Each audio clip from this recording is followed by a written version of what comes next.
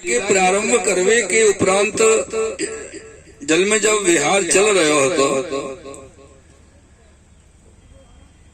तो वाई समय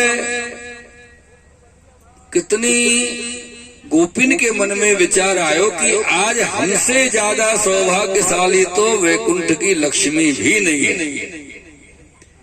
दुनिया में तो कोई स्त्री है ही नहीं हमसे ज्यादा भाग्यशाली, क्योंकि साक्षात गोलोकाधिपति श्री कृष्ण आज हमारे साथ जल विहार लीला कर रहे हैं।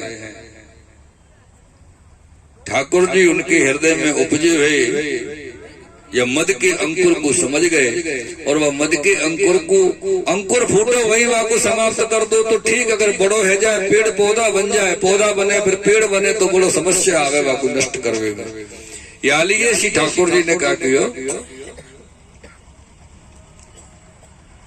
वही की वही वह अंकुर को जो भयो उत्पन्न गोपी जन के हृदय में वह अंकुर को नष्ट करवे की भावना से आप एक सखी को लेके और वहां से अंतर ध्यान है। ध्यान रखियो शब्द को बड़ो अंतर है मेरे प्रियजनों। ठाकुर जी वहां से अदृश्य नहीं है, कहीं चले नहीं गए, अंतर ध्यान है। अंतर ध्यान को अर्थ है कि ठाकुर जी तो वही हते वही जगह पे और वो कहीं और नहीं गए हते, वो तो वही जगह पे गोपिन की दृष्टि से दूर गोपी जनन के हृदय में जाके विराजमान है गए। अब अपन ढूंढे बाहर नेत्रन से भीतर कोई देखे ही नहीं, भीतर देखे तो मिले। कहाँ हो गए ठाकुर जी? अंतर ध्यान में गोपी जन के ध्यान में चले गए और गोपी जन नेत्रन से बाहर देखे ठाकुर जी है ही। गोपी जन जब पतो चली हमारे श्याम सुंदर हमारे मध्य नहीं है और एक सखी को गोपी को लेके आप चले गए हैं, तो गोपी जन वन वन में पूरे जो है विचरण कर रही हैं, निकल रही हैं और वन के वृक्ष पेड़ पौधा जीव जंतु सबसे आपने पूछो है। गोपी जन कहे नंद सोनुर्गतो हत्वा प्रेम सागलो कनई।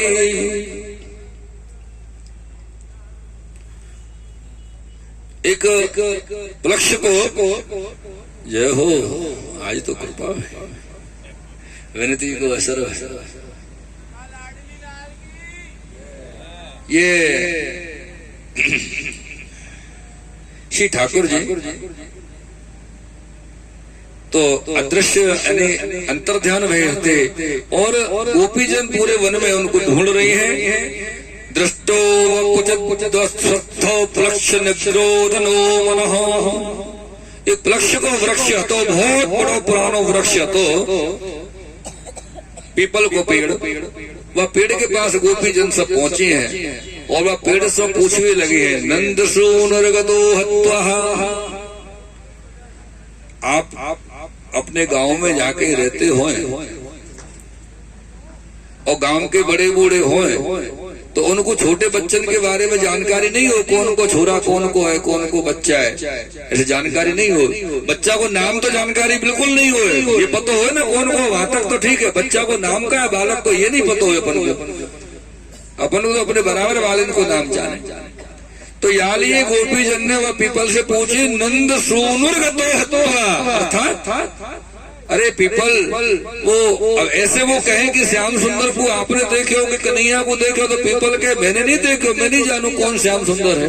तो वो परिचय दे रही है नंद सूनुर, अर्थात क्या तुमने नंद बाबा के लाला को देखो? सोनू माने पुत्र, नंद के पुत्र को आपने, अब ये तो पहचान में आवे नंद बाबा का पुत्र है तब तो जानो। तो पूछी के आपने नंद बाबा के पुत्र को देखो है? तो मेरे प्रेमियों पीपल उन गोपी जन के लिए कोई जवाब नहीं दे।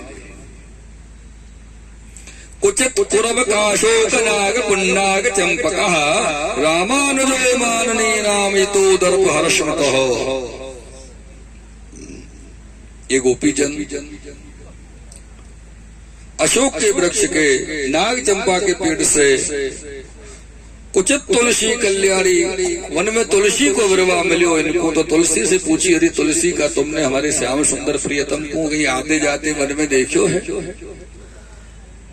तुलसी कोई बोले नहीं।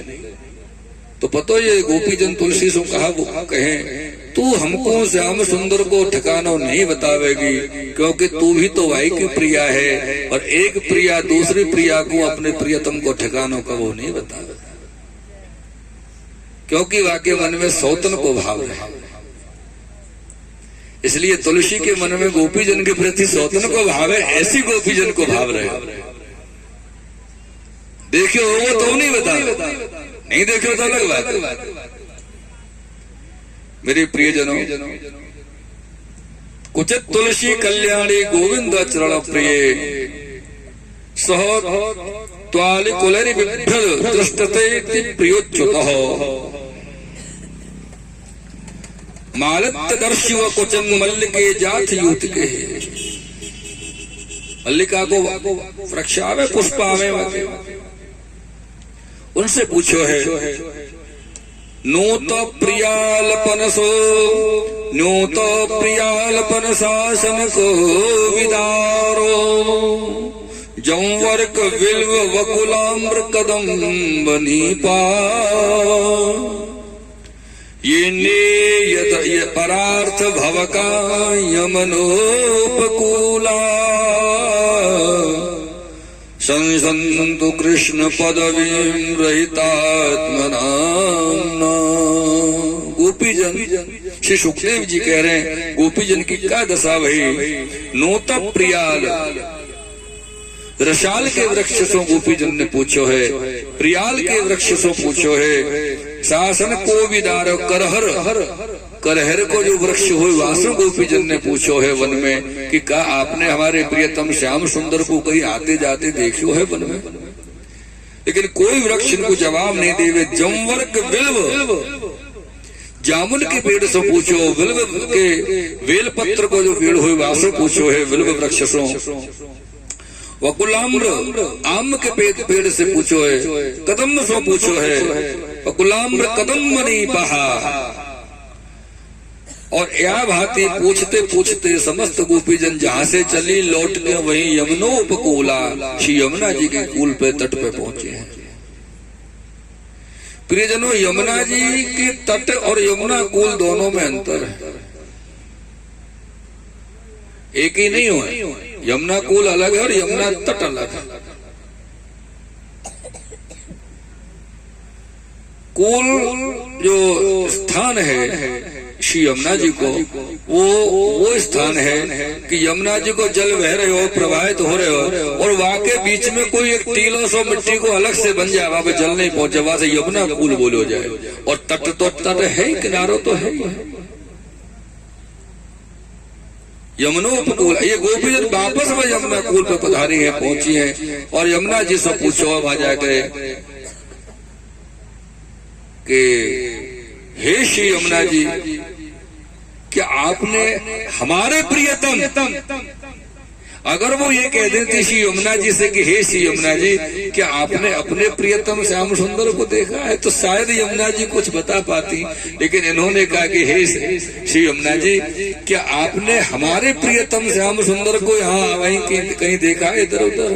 तो यमुना जी ने भी कोई जवाब नहीं दिया। और यमुना जी में तो लहर उठ रही है, तो गोपीजन और ईर्ष्या मान गई कि हम तो जली जा रही है तड़फन में और तड़फ रही है, और यमुना जी के हृदय का तो आनंद ही नहीं समा रहा। इसका मतलब यमुना जी को पता है कि वो कहाँ है, लेकिन यमुना जी बता नहीं रही। ऐसा गोपीजन का भाव है। मेरे प्रियजनों, या प्रकार से करते करते गोपी फिर वन में आई हैं, और वन में गोपिनी की दशा ऐसी भई, क्योंकि जब विरह की दशा अति हो जावे तो जाको विरह हेरे हो वाको स्वरूप धारण स्वतः हो जाए जीव। अब इनको विरह कौन को, तो श्री ठाकुर जी को।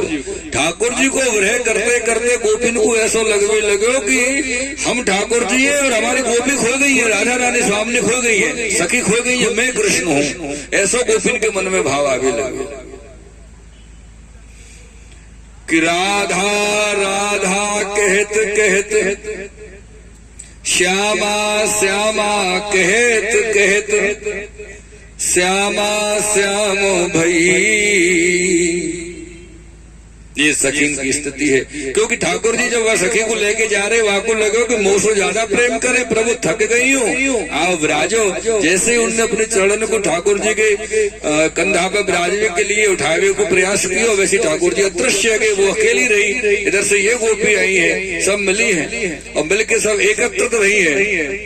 क्योंकि ये गोपी भी तो श्री ठाकुर जी को ऐसे पुकार रही थी, हानाथ रमण प्रेष्ठ क्वासी क्वासी महाभुजो, कहाँ गया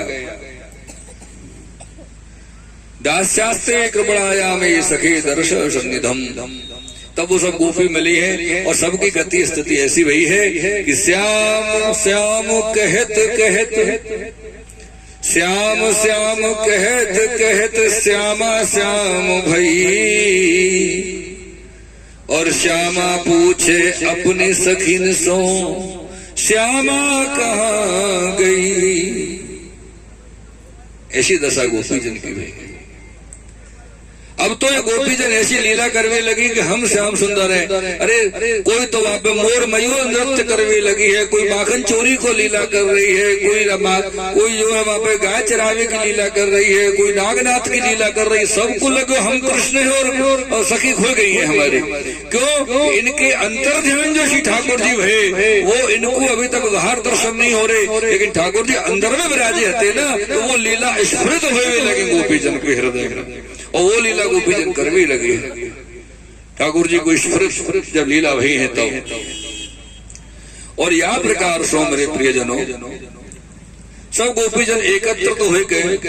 श्री ठाकुर जी के विरह में एक गीत जो है गोपी जन ने गायो तो, और वह गीत को नाम है गोपी गीत।